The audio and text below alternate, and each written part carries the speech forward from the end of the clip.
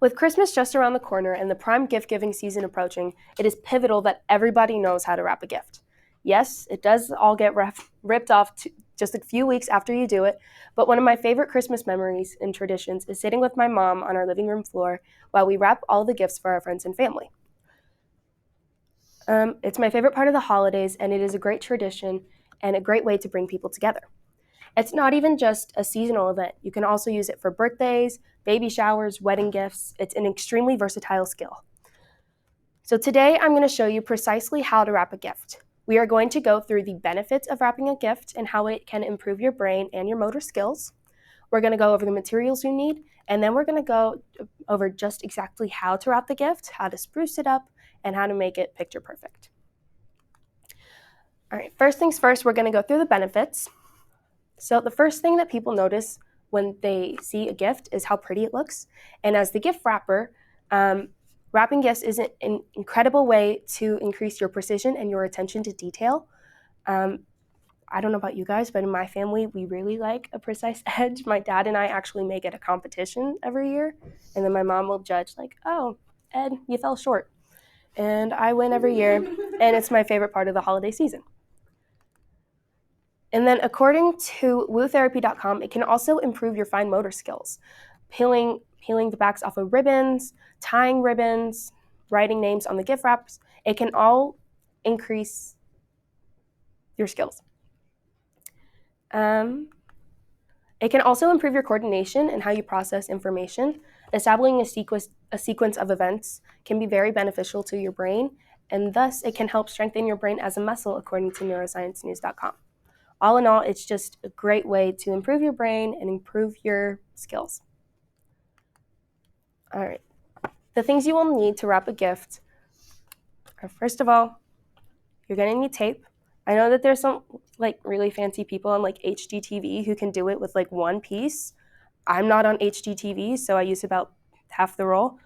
You also need a ribbon. This is just to make it look pretty. You can use ribbon, or you can buy the bows at the store, which is much easier and honestly probably cheaper and way less hassle. You're also going to need gift tags, because one year I forgot these and then I accidentally gave the gift to the wrong person. It's a bad situation, and these are just a surefire way to avoid that. Plus, they're really pretty. So, yeah. All right, you're also going to need scissors.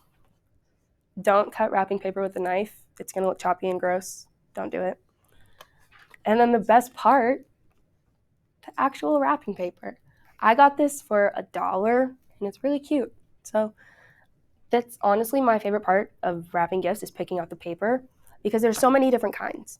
And according to the Chicago Tribune, there's actually 5 different kinds of paper. There is classic paper, craft, tissue, and cellophane. Craft paper, in my opinion, is the best because it is thicker, which means it won't rip as easy. And all in all, it's just going to give you that sharper edge that you're looking for. And I just think it's way better than, say, craft paper, which I've used. It's actually this. It rips really bad. And that's typically what Target sells. So if we're being honest, I would stay away from Target wrapping papers, because it will make your edges look choppy and gross. And nobody likes that under your tree. All right, so to get started with how to actually wrap your paper, you're going to want to take your wrapping paper and you're going to want to lay it design down. And then typically it will show you a grid. And this is going to help you a lot with measuring. You'd want to make sure that you cut enough and measure enough to completely wrap your gift. What I do is I lay it about in the middle, and then I bring it to about the middle, as you can see in the picture. And then I cut it to give myself a little extra give. As you can see, I cut a bit more than I actually needed, and that's okay, because in the end, having too much is way better than not having enough and having to do patchwork and then worry about getting your design lined up. It's cut more than you need, promise. All right. And then the next step is you want to bring both edges to the middle and you want to tape it down. And then the side of the paper that you want to tape down on top, I always fold a little extra crease. I think that just makes it look a little nicer.